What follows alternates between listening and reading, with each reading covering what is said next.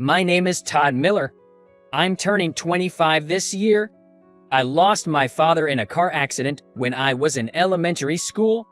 It was sudden and both my mom and I were in shock, but life goes on and we had to keep living.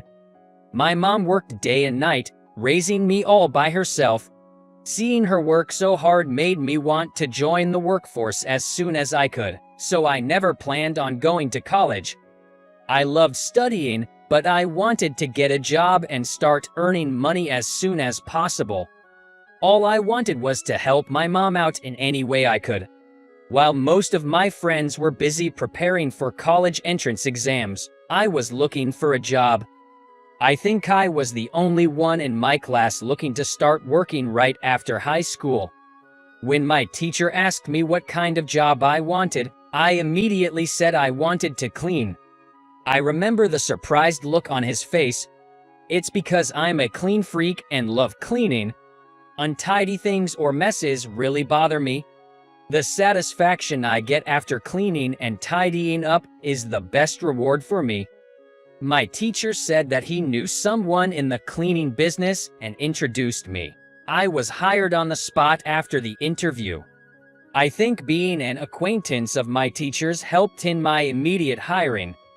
In the beginning, I had some rough edges when it came to workplace rules and manners and got scolded now and then, but now I'm in charge of cleaning an entire building. I've been able to give my mom a bit of a break now. My mom seems concerned that I didn't go to college, but I think I'm really lucky to have a job that lets me do what I love. I'd be content if I can just keep living peacefully like this every day. It's been about 4 years since I started working at the cleaning company. It's about time my classmates who went to college will be joining the workforce. Some of my high school classmates have asked for job advice, and those with a college degree seem so dazzling to me. There are several companies in the building I'm in charge of. Different companies occupy each floor, but my company is responsible for cleaning the entire building. I was the person in charge of the building. Being the youngest person to take on such a responsibility, I was always enthusiastic about my work. One day, after finishing cleaning the hallway as usual, I was cleaning some dirty tactile paving blocks when I heard a familiar voice. Isn't that Todd? A man, who clearly looked like a newbie, was approaching me. He was wearing a crisp suit, but it didn't seem to fit him well. After 4 years, an old classmate, now looking more mature, stood there. His name was Brian Johnson. I think he had gone to some prestigious law school. I'm not ashamed of my job, but at that moment, I did feel a little embarrassed. I was wearing my work clothes. Even if they were clean and washed daily, they couldn't compare to a brand new suit. The thought that he had seen me scrubbing the dirty blocks on the floor made my cheeks hot. So, I heard you started working right after high school, but you're working for a cleaning company? Brian approached, laughing in a somewhat mocking tone. I couldn't ignore him, so I stood up and greeted him. Yeah, long time no see. You're Brian, right? You've really changed. At my words, Brian nodded with satisfaction. Then he looked me up and down and sneered. Come to think of it, he was always the type to look down on people in high school. At graduation, he bragged about getting into a big-name college, saying he was one of the chosen ones. From Brian's perspective, I probably seemed insignificant, having chosen to work right after high school. So, even from your point of view, I look impressive? Brian said smugly, and he suddenly seemed a little immature. Even if you graduate from a prestigious university and are a highly educated elite, you're still a newbie fresh out of school. I had grown enough as a working adult to be able to sense that naivety. The suit suits you well. Which floor's company did you get a job with? Brian Johnson replied with the name of a company that owns this building. I was impressed that he got a job at such a major firm. Manager, are you done over here? While I was chatting with Brian, it seemed that the lady who had been cleaning the end of the hallway was finished with her task. Yes, I'm done. Let's wrap it up soon. As I answered, Brian muttered quietly, Manager, I've still got some work to do. See you later, Brian. As I was about to leave, Brian grabbed my arm and whispered, Don't ever approach me just because a janitor is an old classmate. It's embarrassing. He shoved me aside and left, even though he was the one who had started the conversation. I stood there, taken aback, and thought about it. Manager, was there some trouble? The old lady speaks to me with concern. This person is experienced who has been in charge of this building since before I became the building manager. Depending on the area we cleaned, there were different protocols. We learn our jobs with guidance from seasoned workers like her. Among all the seniors I've encountered, no one had taught me as patiently as she did. She always has a smile on her face, and being around her gives you a warm and comforting feeling. It's all right, just bumped into someone I know. I gently took the mop and trash bag she was holding. Thanks, as always. I'm only good at the heavy lifting. Cleaning tools can be quite heavy. Carrying them up and down the emergency stairs is tiring. My motto towards my work was to start with what I can do. When I was assigned to this building, the only thing I could do initially was carry cleaning tools.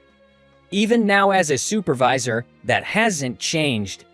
I brought some pastries for our break today. Let's take a break soon. The old lady said, following me at a leisurely pace. That sounds delightful. There are various jobs out there, but I genuinely believe this one suits me. Time passes slowly and peacefully, and things gradually get cleaned up. It was the best workplace for me. A few days later, I spotted Brian at the end of a hallway. I thought of approaching him, but remembered he told me not to. Moreover, Brian seemed a bit off, repeatedly kicking the wall in frustration. When shoes hit the wall, they leave marks, making cleaning more challenging. Remembering that spot, I planned to clean it later, but unexpectedly, Brian spoke up. Miller, cleaning again today? Must be tough being a high school grad. Even though he told me not to speak to him, he started the conversation. Ignoring him wouldn't be mature. Holding a bucket, I walked over to Brian. Checking the wall he had kicked, there were evident dark streaks. I'm just doing my job, cleaning. I work hard every day.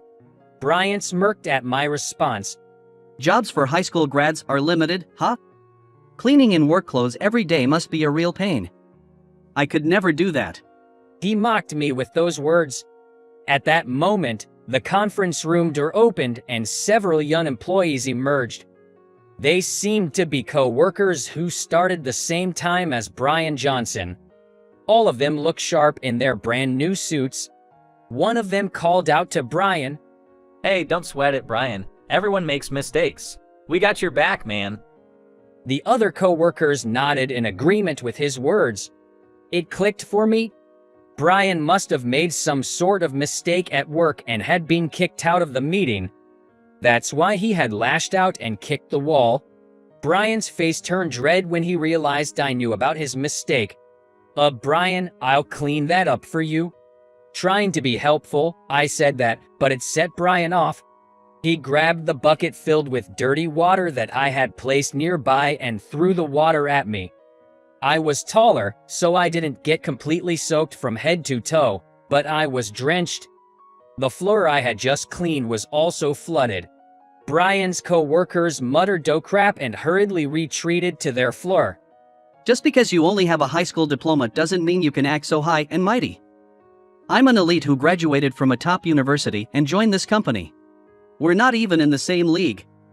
Who do you think you are, a mere supervisor with just a high school education? He then hurled the now empty bucket at me.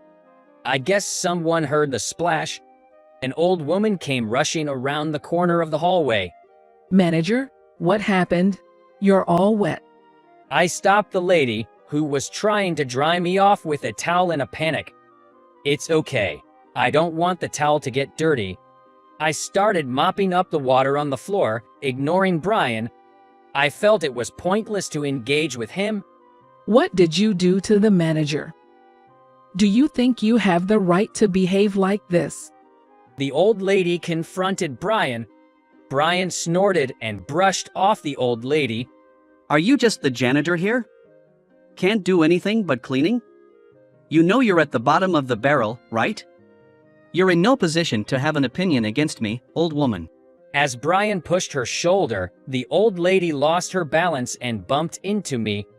I felt my blood boil. What the hell? That's rude to her. What's rude? There are plenty of old women like her. I could have her fired right now if I wanted to. Brian started to rant. Just then, the elevator doors opened in the distance, and I could see a group of people stepping out from where I stood. I couldn't let the employees walk through the flooded area. I was about to warn them when one of them, who seemed to be an executive, rushed over. I worried the hem of his suit would get stained by the dirty water. Director! Brian straightened up upon seeing him. It seemed this man was Brian's boss. What on earth happened here? The director questioned Brian. These janitors carelessly knocked over their bucket, and dirty water spilled everywhere. Watch your step. And then they had the nerve to blame me for. Before Brian could finish his lie, the director's eyes widened upon looking at the old lady. Chairman, were you cleaning in this attire again? The flustered director addressed the older lady as chairman. Both Brian and I were in shock. The usually smiling, kind-hearted old lady suddenly had a stern, authoritative expression. It's my business what I do. But what kind of training are we giving our new hires these days? He's certainly lacking as a professional. The old lady said all that in one breath and lined up the executives in a row. You know, Brian, you keep talking about whether you graduated from high school or college. But the manager started working years before you did. What the heck did you learn in such a prestigious university if you're looking down on him? The old lady sighed heavily as she glared at Brian. The executives all had pale faces. It's also because of you guys. Just hiring newcomers based on the prestige of their universities, you end up with losers like him. You think I don't know about the university cliques you've formed? You all are so full of pride and have such a narrow view. The executives, being shouted at by the old lady, seemed to shrink with every word. Now, take this loser and train him properly. At the old lady's command, the executives quickly raised their heads and took Brian away. Should I call you chairman? I hesitantly asked, and her face returned to the familiar old lady's look. What are you talking about? Just call me Granny, manager. Being called manager by the chairman, Granny, felt strangely ticklish. When I told her this, Granny laughed heartily. A few days later, I was unexpectedly called to the chairman's secretary's office. While I was changing into my work clothes as usual, I got a call from the headquarters telling me to go to the secretary's office immediately. Though I often enter for cleaning, being summoned made me nervous. A woman who appeared to be the head secretary invited me to a sofa in the back. There, I was told that the chairman hoped I would work as one of her secretaries. The sudden proposal surprised me, and I felt like I wasn't up to the task. I'm just someone who loves cleaning, and I don't have any special skills that would be of use to the chairman. Especially as a high school graduate. I would probably have the lowest education level compared to anyone working in this secretary's office. I was about to politely decline when Granny came out of her office. Not in her usual work clothes, but in a dress. She looked like a different person in that dress. Granny gently persuaded me. Manager, you're a fine person. I want fine people by my side. Somehow, her words deeply resonated with me. I don't know if I fit into the fine person category Granny mentioned, but I thought maybe it wouldn't be bad to try to get closer to that. Do you think I can do it? My voice trembled slightly. That's how little confidence I had. Granny, sensing my feelings, smiled kindly. No one is perfect from the start. Hearing Granny's words, I decided to join the secretary's office. I felt this was a turning point in my life. When I started working in the secretary's office, Brian was ordered to redo his training from scratch, and he took over the cleaning duties from me. Every time Brian, now in work clothes, saw me, he ran away as if he saw a ghost. It's strange how roles can reverse so easily. You shouldn't judge people by their education or job. If you live sincerely, you will surely be rewarded.